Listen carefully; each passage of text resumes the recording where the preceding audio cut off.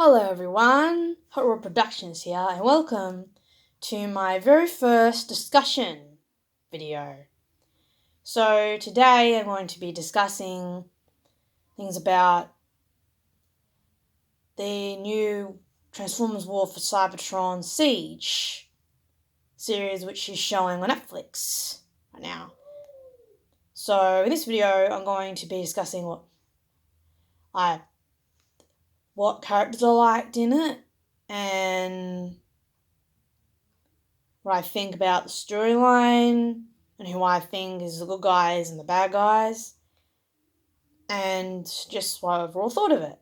So let's get down to it, shall we?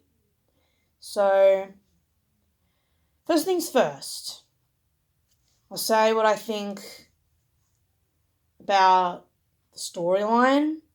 The storyline, I guess, is okay. It's kind of out of place, but it's kind of okay at the same time. Like, Megatron wants a different vision of Cybertron to what the Autobots want. Now the Autobots want Megatron's vision of Cybertron.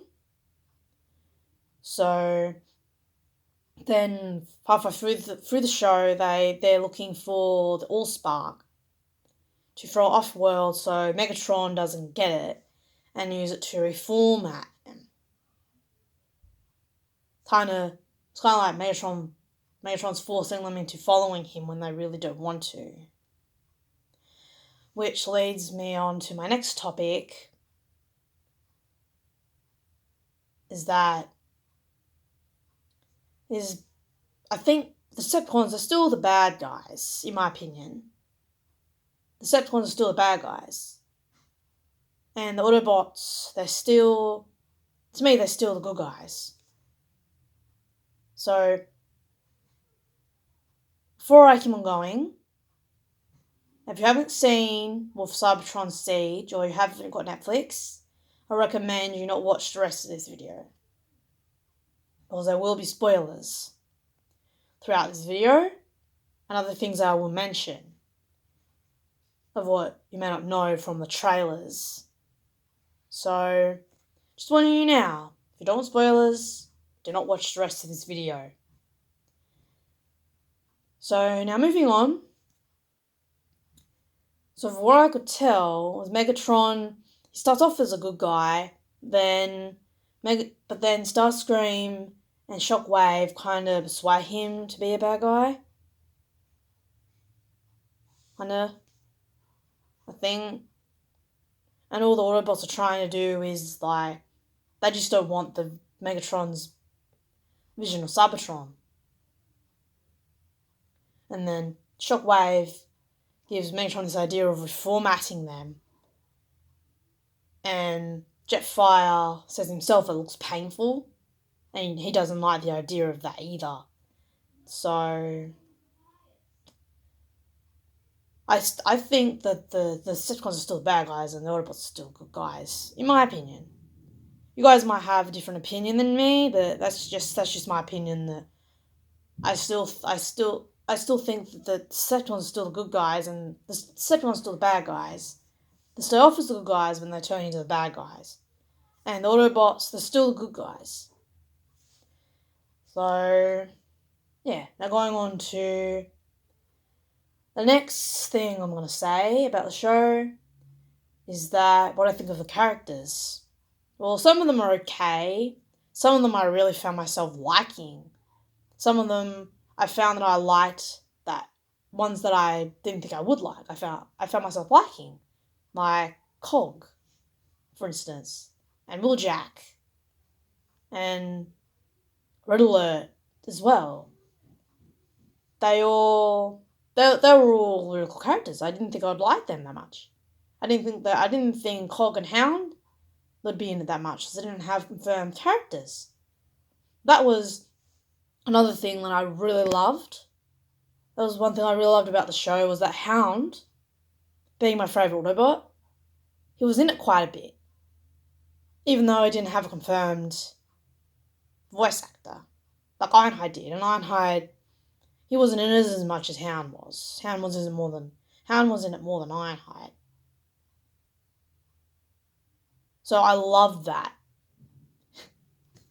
I especially liked that scene where Thomia was fighting, I think it was Barricade, and Hound comes in and saves her. I think that bit was pretty cool. I don't know if I'm the only one who thinks that, but I think that bit was pretty cool. I like Red Alert, Cog, and Wheeljack, and Ratchet. Ratchet was okay too. I think he had an interesting character in that show, and so did Red Alert and Wheeljack. And so is Cog. Surprisingly, I like Cog. I didn't think I would like him, but I like him anyway. And Ultra Magnus, I liked Ultra Magnus. Even though he lasted 3.5 episodes, I still liked him. So, and Optimus Prime and Bumblebee, they were okay. So, the Decepticons, well, there's not much to say about them, other than Starscream, Shockwave, Soundwave. Soundwave was kind of cool. I liked Soundwave. And Megatron, I think that they were the main characters more than anybody else. But they were okay. So now I'm going to go on. Now I'm going to be going on to what I think about the voice acting. I know some people have been complaining about how bad the voice acting is and that they wish Frank Wilker and Peter Cullen should have done the voices of both Megatron and Optimus Prime. Now, I think the voice acting was okay. In some parts it wasn't that good, but in a lot of parts I kind of liked it. I didn't really care that much about the voice acting. I suppose it would give them more character. Optimus, he really still sounded the same to me. Megatron, he kind of sounded a bit different. Starscream, I think his voice actor did a good job of him. And Wheeljack, when I first heard Wheeljack, I thought, I don't know what some people are going on about with the voice acting. Wheeljack sounded like G1 Wheeljack. I thought the voice actor was doing a really good job. I thought the voice actor just did a really good job of Wheeljack. It was at the start and throughout the chapter, he really sounds like G1 Wheeljack.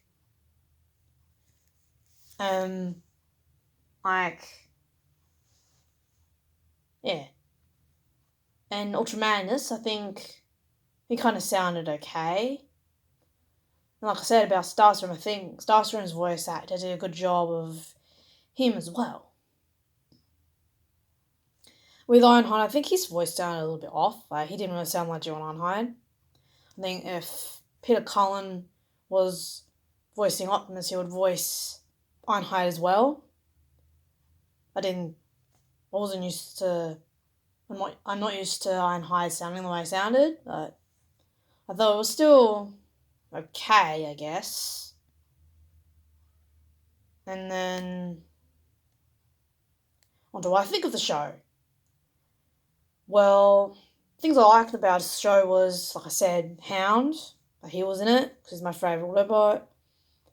I also liked that there was another faction called the Mercenaries. I thought was kind of cool.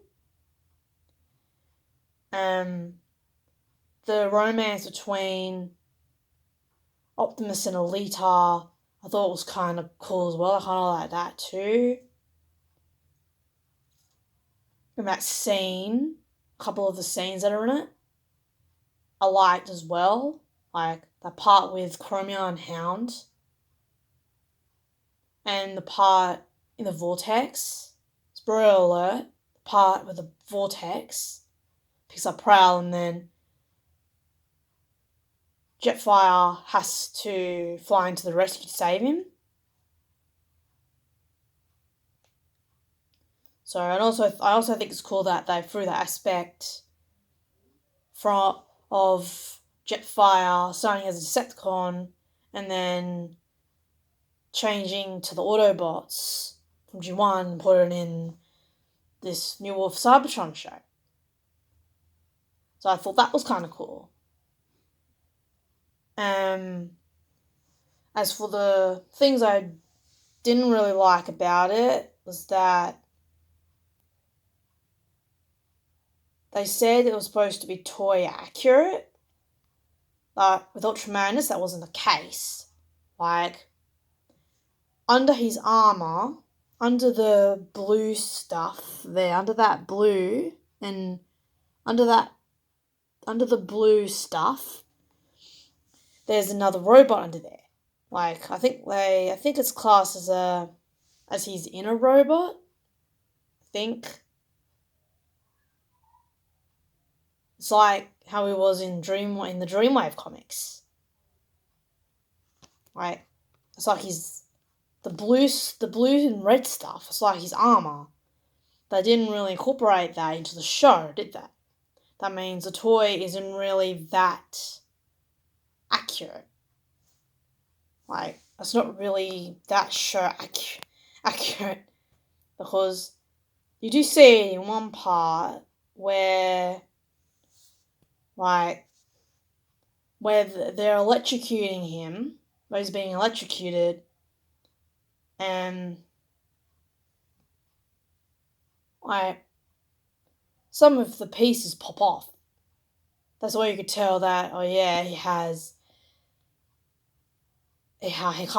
of has armor on. But all of it doesn't pop off. I think they should have put more of that aspect from the toy into the show. Why put it in the toy when you're not going to put it in the show and then say the toys are show accurate? Although some of them are show accurate, but some of them aren't, such as Ultra Magnus, because he hasn't really shed his armor in it. Some of it kind of pops off, as I said. So again, spoiler alert, should have said before. Yeah. So I've got to say about that. And that not all the characters are in it. Like, Sieres. Sieres wasn't in it. He should have been, but he wasn't. I think Springer was in it.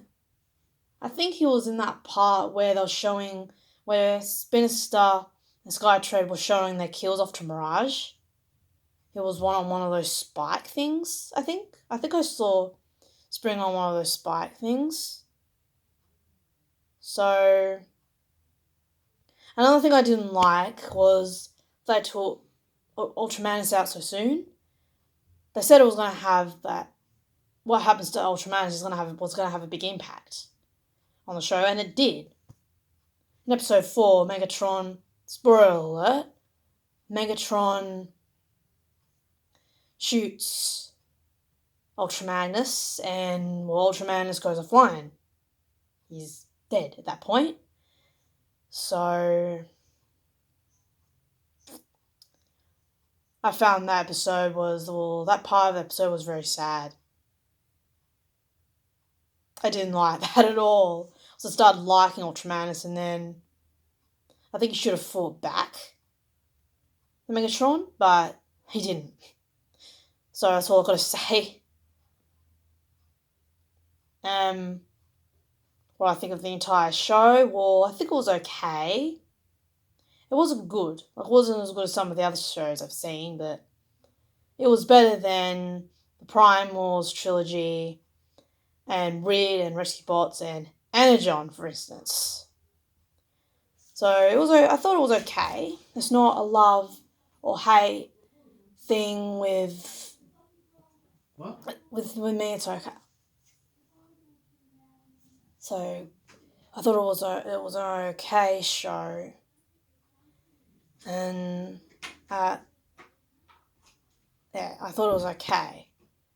For me, it's like I thought it was kind of okay. And I thought it wasn't as gory as I thought it was going to be either. It was still kind of dark, but not as gory. So that's about it for this video. You can put your own comments of what you thought about, of what you think about the show down in the comments below. And if you did like this video, please give it a like and subscribe. That's all. Till next time. See ya.